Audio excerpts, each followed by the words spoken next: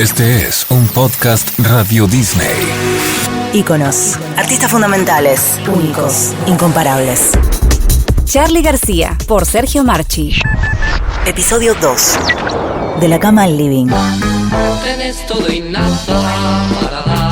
Charly García inició su carrera discográfica en 1972 con Sui Generis. Su disco Vida fue un boom de ventas y comenzó una nueva etapa en la música argentina. 3 años más tarde se separaron, reuniendo una multitud en un show de despedida. Vamos, loco, aplaudan todos ahora. Va.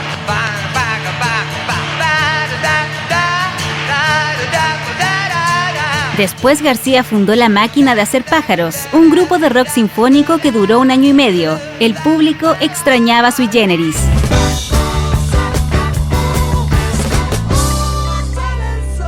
En 1978, a pocos días de finalizado el Mundial de Fútbol de Argentina, Charly presentó su nuevo proyecto, Serú Girán.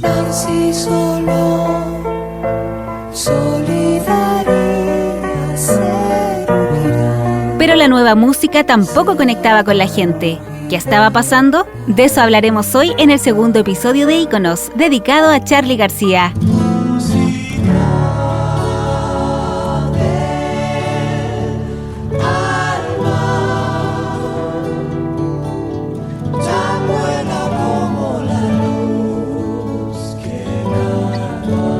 En 1978, Charly García tuvo que afrontar una clara encrucijada. Sus nuevos proyectos no prendían en la gente. Era como si el público lo hubiera encasillado en un papel que él ya no quería interpretar. La Máquina de Hacer Pájaros no llegó a volar lo suficiente y Serú Girán había comenzado con el pie izquierdo. Pero hubo una canción llamada Seminare que lentamente se fue instalando como clásico. Fue como un madero providencial después de un naufragio. Del pan, ¿quieres sal? Nena, nunca te voy a dar lo que me pides. Si quería sobrevivir, Serú Girán tenía que cambiar. Convengamos en que se trataba de un proyecto difícil de abordar, con letras que incluían palabras inventadas, cuyo mensaje no terminaba de quedar claro. Decidieron que harían un nuevo disco que, en vez de filosofar sobre el mundo interior, hablaría de cosas más concretas y con un lenguaje mucho más directo.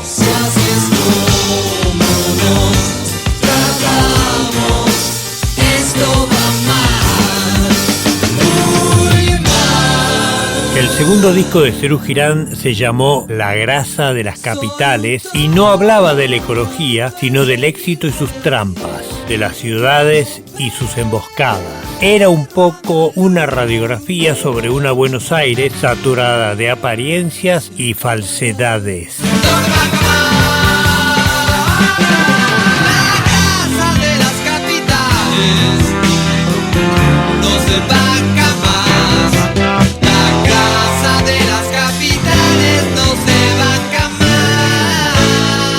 Buscando cercanía con el público, Serú Girán decidió presentar su nuevo álbum en una larga serie de recitales en un teatro llamado Auditorio Buenos Aires, donde no entraban ni 200 personas. Esa era la idea, que la gente pudiera ver el poderío de la banda bien de cerca.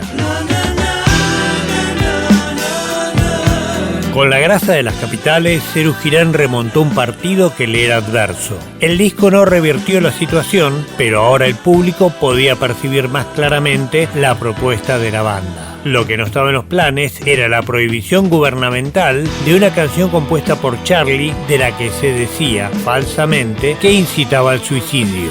Viernes 3 a.m. El sueño de un sol y de un mar y una vida peligrosa, cambiando lo amargo por miel y la gris ciudad por rosa. Serú Girán ya había encontrado un equilibrio, un estilo y un modo de sonar. En 1980 apostarían a elevar el nivel de los conciertos, incorporando efectos especiales y una escenografía naif de nubecitas, conejitos y bicicletas. ¿Cuánto tiempo más llevará? ¿Cuánto tiempo más llevará? El tercer disco de Serú Girán fue completamente independiente y se llamó Bicicleta. Salvo el baterista Oscar Moro, todos los otros miembros del grupo componían y aportaban sus colores. Charly generaba cada vez más canciones que en esta ocasión podían sintonizar el ánimo de la audiencia en 1980. ¿Quién sabe, Alicia, este país no estuvo hecho porque sí?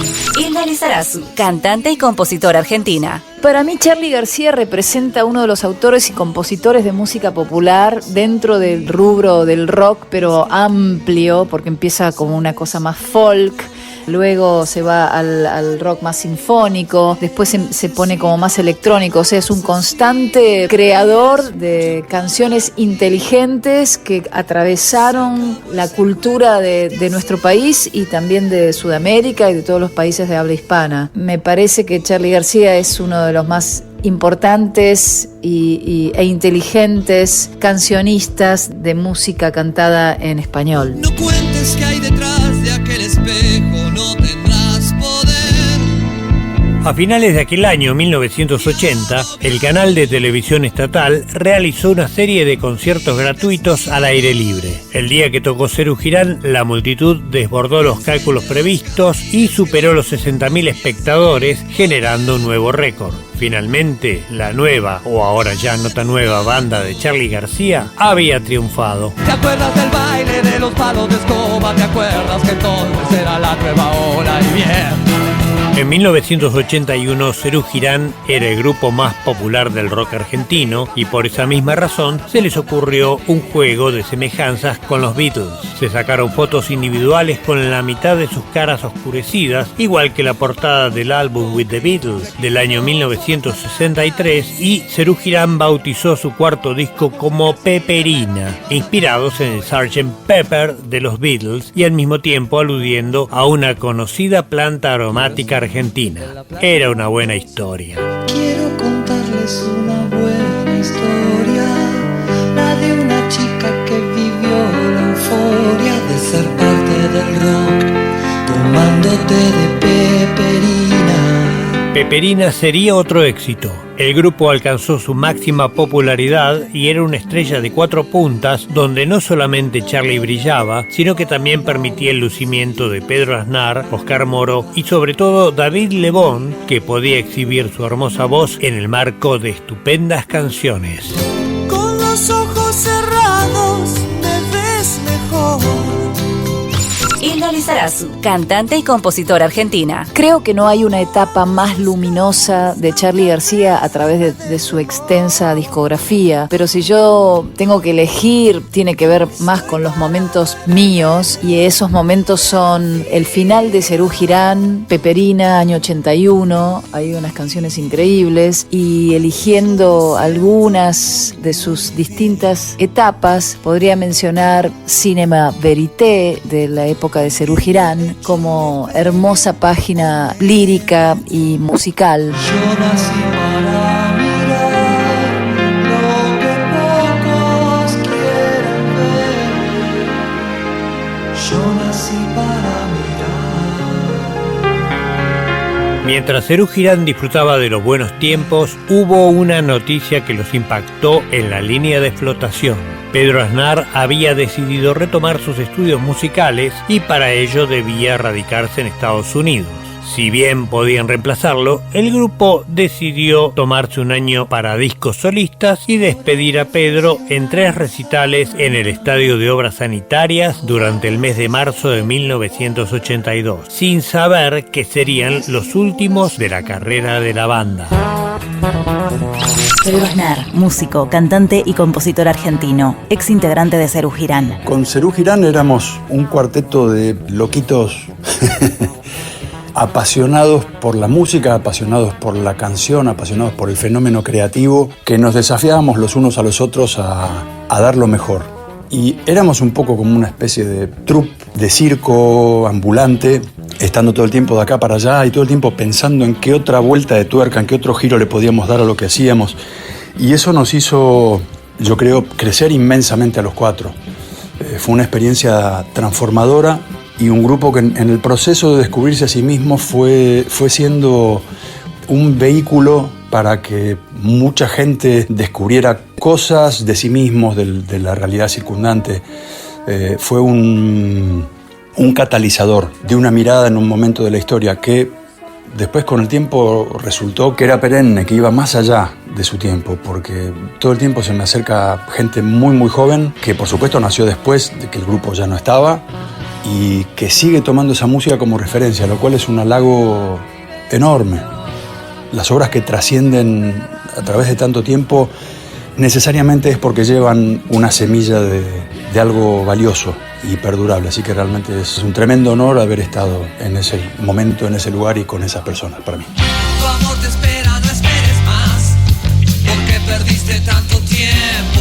A poco menos de un mes de la despedida de Pedro Aznar, Argentina entró en guerra con Gran Bretaña cuando tomó posesión de las Islas Malvinas. Fue un periodo sumamente oscuro que Charlie atravesó encerrado en su casa, saliendo solamente para cumplir con las grabaciones de la banda de sonido de una película llamada Pubis Angelical. Fabiana Cantilo, cantautora argentina. Charly García es un genio, nació un ser adelantado a su época, pero es uno de los genios que me ha tocado conocer. Yo participé desde Transatlántico Art Deco, desde Yendo de la Cama al Living. Lo conocí en un estudio llamado El Jardín y ahí me invitó a cantar Transatlántico Art Deco, que fue la primera cosa que yo grabé con 5 armonías, 5 canales. Y ahí me conoció y yo también me conocí a mí misma. Yo no sabía que podía hacer eso, meter las voces en un día. El conflicto bélico entre Argentina y Gran Bretaña duró apenas 2 meses. Durante ese tiempo de oscuridad, Charly García canalizó su angustia componiendo diversas canciones y dándole forma a un disco que sería su debut como solista. El álbum sería doble, pues iría acompañado de la banda sonora de Pubis Angelical y además abordaría temas referidos a la guerra, al encierro, a la incertidumbre y a la esperanza. Nace una flor, todos los días sale el sol. De vez en cuando escuchas aquella voz. El título del primer disco solista de Charly García fue Yendo de la Cama al Living, un trayecto que aludía a su estado de ánimo durante la guerra. Charly se atrincheró en su casa y no quiso salir hasta que terminara el conflicto bélico. Tanto tiempo encerrado le encendió la inspiración. Yendo de la cama al living, sientes el encierro.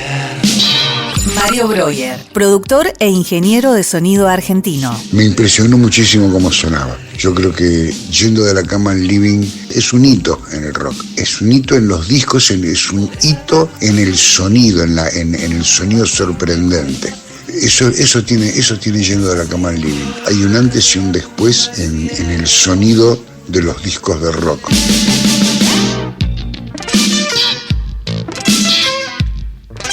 La expectativa por Charly García y su aventura solista fue enorme y pese a que el álbum era doble, el público no dudó en comprarlo y rápidamente lo convirtió en disco de oro. Una canción reservada para el 5º disco de Serú Girán fue remodelada y se transformó en el primer corte de Yendo de la Cama al Living. Yo no quiero volverme tan loco, yo no quiero vestirme de rojo. En la canción participó un invitado desconocido, un tal Ricardo Gómez. Fue el único modo en que el manager de Charly de aquel entonces, Daniel Greenbank, pudo darle el crédito a un famoso cantante y amigo de García.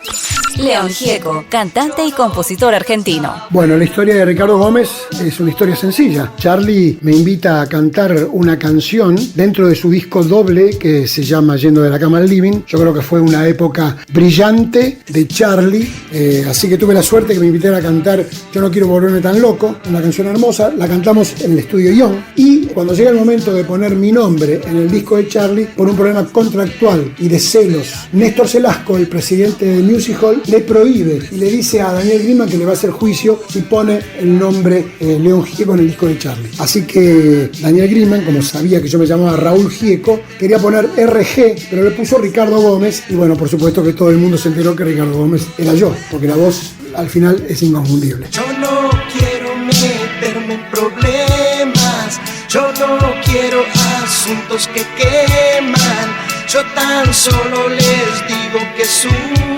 bajón. Hubo una decisión muy audaz que confirmaría el estatus de superestrella alcanzado por Charly García. Decidió presentar su álbum en un estadio de fútbol, el de su viejo barrio de Caballito, Ferrocarril Oeste, el día de Navidad de 1982. Lo que parecía una locura fue un acierto. Si querés escuchar a la BBC, aunque quieras que lo hagamos de noche, si quieres darme un beso alguna vez, es posible que me suba tu coche, pero no bombardeen Caballito. 25.000 espectadores pagos fue una cifra inédita para un número de rock argentino. Un festival de 4 días tuvo solamente la mitad de público un mes antes. La banda de acompañamiento de Charly García incluía a Willy Turri, baterista de G&T, y a 3 miembros de Los Abuelos de la Nada, un grupo que Charly estaba produciendo por aquel entonces.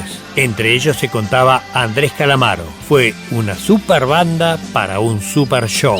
Andrés Calamaro, cantante y compositor argentino. Y en aquel ferro, en aquella temporada, es decir, Charly García, Ferrocarril Oeste. Charly tenía 30 años, un control musical en el instrumento, en el armado y canciones y para dirigir un grupo muy notable. Y un repertorio muy importante, es todo el repertorio de Sui Generis, La Máquina de Hacer Pájaros, Cerú Girán y Yendo de la Cama al Living con Pubis Angelical. Me parece que Charly está en un momento ideal, como intérprete, como músico, como director del grupo. Estaba totalmente controlada la situación por Charly, tenía todo bajo control, o sea, los arreglos que teníamos que tocar, cómo había que sonar, y luego para nosotros, Willy, Cachorro, Gustavo, era responsabilidad, exquisita responsabilidad musical, porque Charly había elegido bien a la banda, supo explicar lo que quería con mucha paciencia conmigo. Estábamos tocando Hipercandombe, Yendo de la Cama al Living, o sea, 2 horas de lo mejor del repertorio de Charly hasta ese momento, que es hasta los 30 años de él y a mis 20 años.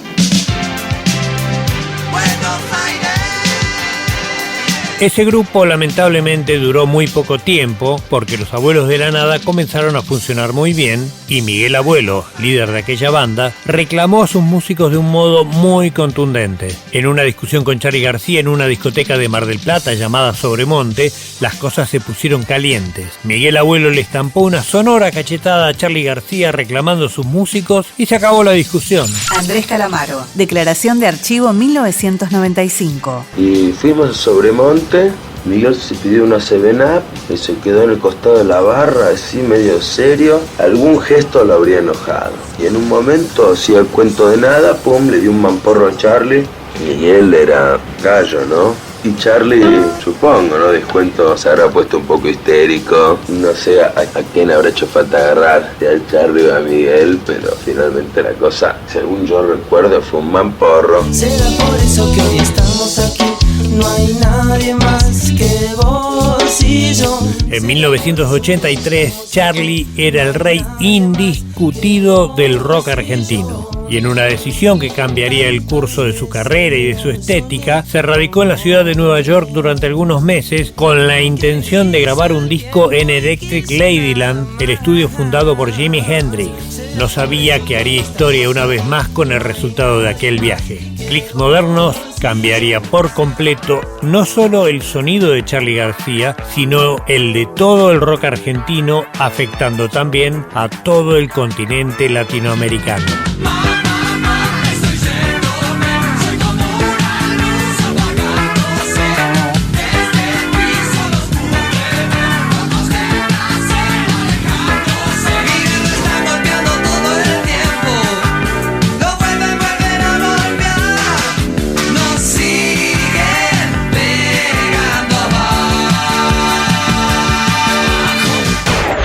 En el próximo episodio de Íconos, García toma vuelo y llega al punto más alto de su éxito. La frustrada unión con Luis Alberto Spinetta y el inesperado regreso de Cerú Girán presagian una zona de turbulencias.